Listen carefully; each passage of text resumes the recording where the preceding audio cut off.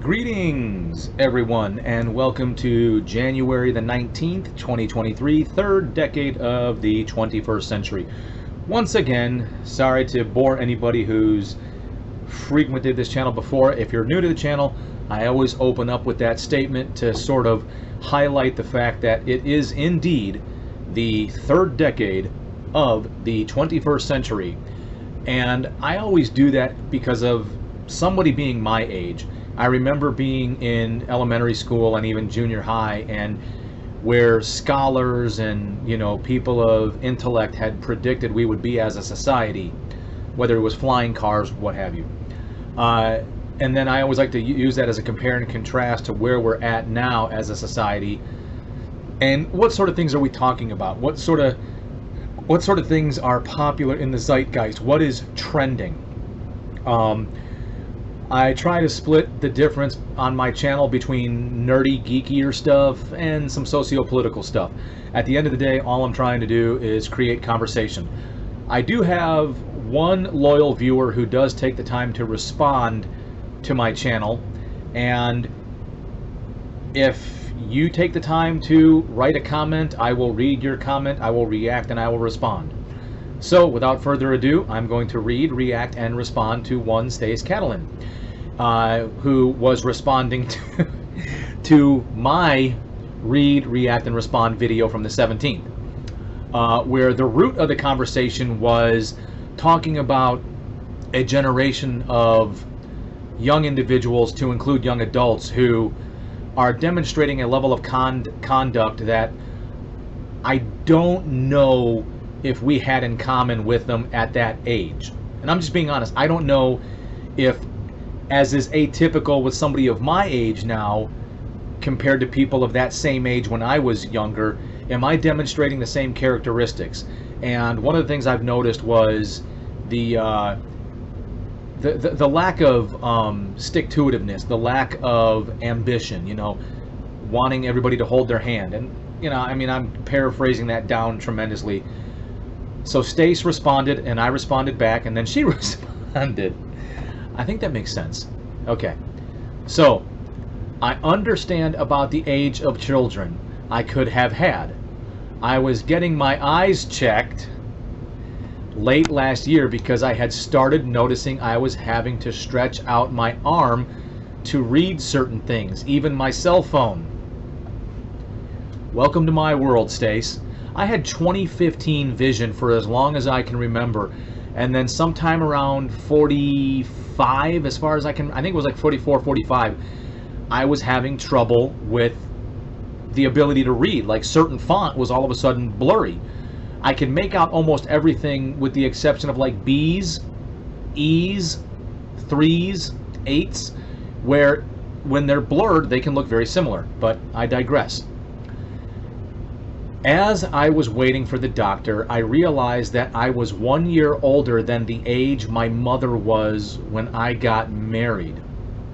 If I understand that correctly, you're saying your mom got married at this age, and when you finally got married, you were a year older than she was. I think I got that right.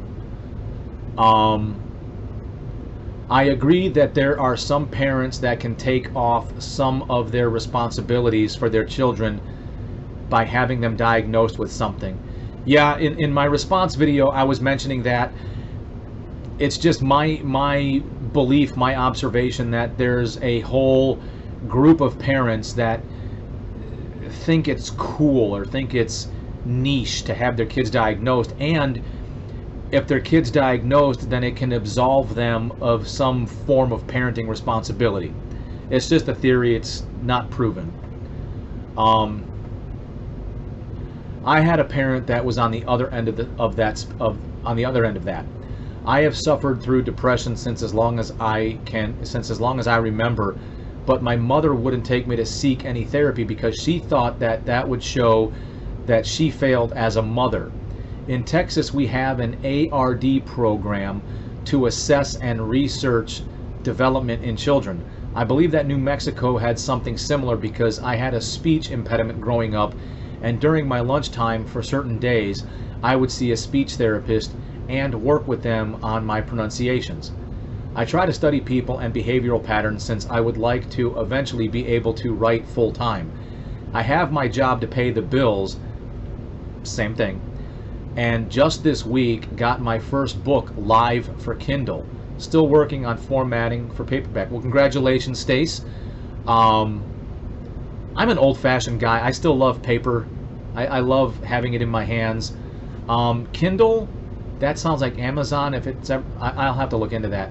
I believe you mentioned it was going to be fiction. So cool. I don't know if North Carolina has anything like that. I don't want to give away any names, and I don't want to jeopardize anybody's anonymity, but with my wife working almost exclusively for the last 5-ish years with exceptional needs children at the elementary school level, some of these kids are legit. Like there's no denying that they are special needs, special considerations, etc. Every once in a while there's a kid that's thrown in that group that, based on her observation and the way she reports it back to me, the kid may not be special needs.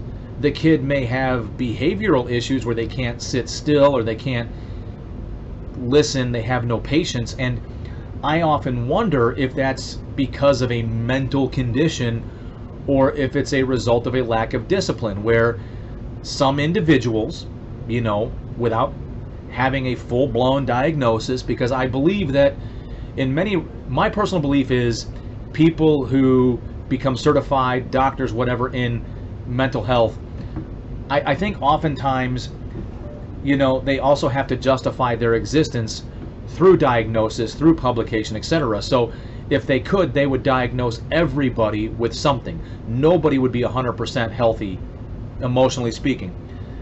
Saying all that, my interpretation, and my wife tends to agree with me sometimes, some of these kids that are listed as special needs really just lack discipline. Or the individuals that are parenting them or responsible for them, the guardians, haven't found the appropriate response mechanism. And what I mean by that is actions are supposed to have consequences. If you do something wrong, there's supposed to be consequences. Now, we as a society can differ or agree, depending on the individual, back and forth all day on what is appropriate. Some of us may agree that, what's technically considered corporal punishment, but spanking, that a physical response to poor behavior, poor conduct, can potentially start to set the conditions for, I've done this in the past and I got bad results. Hopefully I won't repeat that. So it's my mindset that some of these kids that are just thrown into the exceptional needs category are just literally lacking in discipline. That's just my 2 cents. I'm not saying it's a proven theory. I just think that there's some reasoning to justify the theory that some of these kids are just literally lacking in discipline.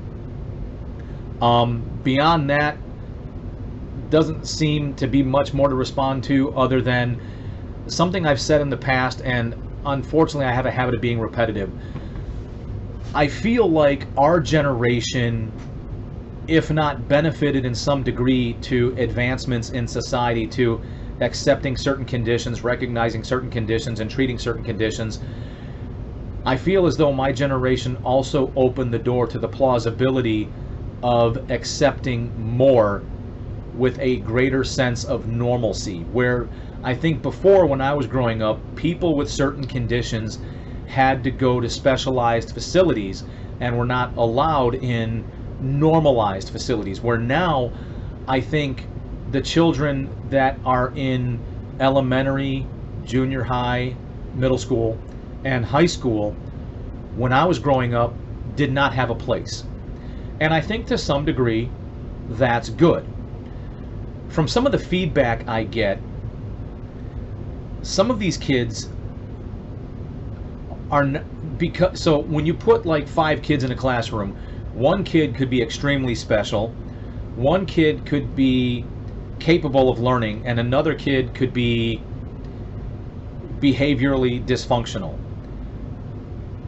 So the children that are behaviorally dysfunctional, the ones that can't conduct themselves, they will oftentimes absorb the overwhelming amount of attention just to keep them in line from doing something even more inappropriate, whether to themselves, to staff and faculty, or to another student.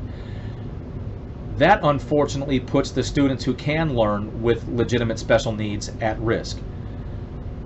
And then, of course, the other children who have significant special needs, say of a physical nature, who may or may not be able to learn, also suffer because the faculty, staff, whatever, are having to consistently deal with the child who,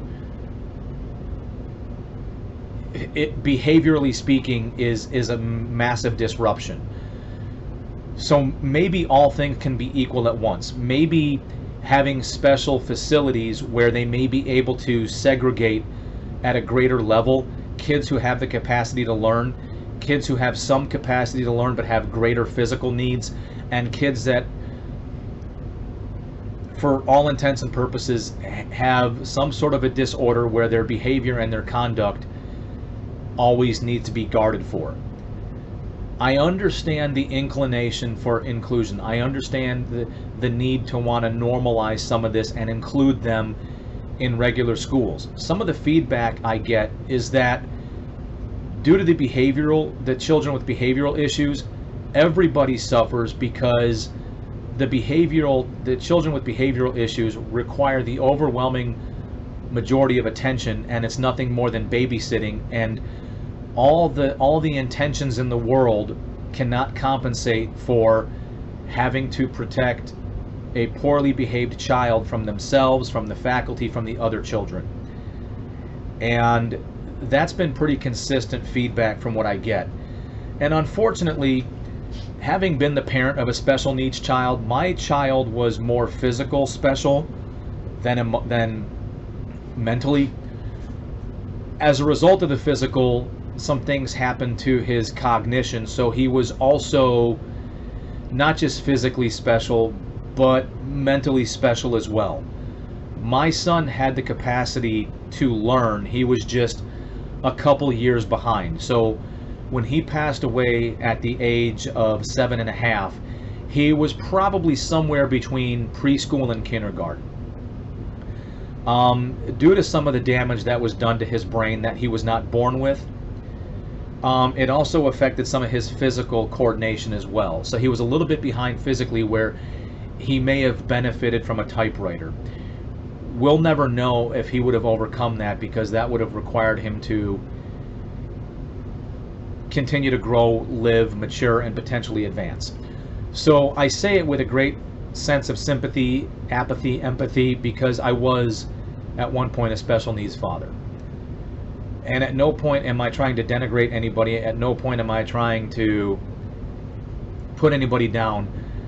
And I almost say that in direct response to wanting to go on the offensive and play defense at the same time, because we live in a society in the third decade of the 21st century where people are just overly offended. Stand by. Sorry about that. Had an appointment confirmation, so I had to put that in my calendar. I feel trepidatious about the fact that in the third decade of the 21st century, I have to basically defend myself against the individuals that live in this world where they're constantly offended, or they seek out opportunities to be offended so that they can be the victim and the hero. And if I'm not mistaken, I think that's technically the classical definition of a martyr. I could be wrong, but you know, I feel as though, you know, I have to defend myself, but in all reality, I really don't. I can think and feel however the hell I want. I can, you know, be whatever the hell I want, and nobody has to agree, you know, and nobody has to be offended. But I feel like we live in a society in the third decade of the 21st century where people feel as though there's a sense of social currency, like there's a way to increase value or increase your personal stock by being offended and victimized by what? They're just words. I think and feel this way. Yeah, I put it on YouTube where it's potentially public and thousands of people can see it, but you don't have to be offended. I mean, being offended is a personal choice, you know. And if you are offended, start to ask yourself some questions. Are you the type of parent that wants to absolve yourself of certain responsibilities by having your child diagnosed, and you're actively seeking out a diagnosis for your child so that you can absolve yourself of some level of parenting responsibility? Are you the parent of a special needs child, and is in an effort to have your child normalized and included, are you also finding that your child is subject to the same situation where maybe your child is not the problem child, but is more or less the unfortunate, unwilling victim of a problem child who absorbs the vast majority of time and attention? So now your child is not in an environment where they can potentially grow because there's a limited number of people that have to dedicate their full attention to the one or two children that just can't contain themselves. To get kind of back on track after that brief intermission, multiple things being true and yet not being 100% solution. Is it possible that a specialized facility can segregate individuals to a finite level between those who can learn but have issues and those who can't learn and have issues, and those who could potentially learn but have behavioral issues that require something more than the average public school faculty member is legally and physically allowed to do?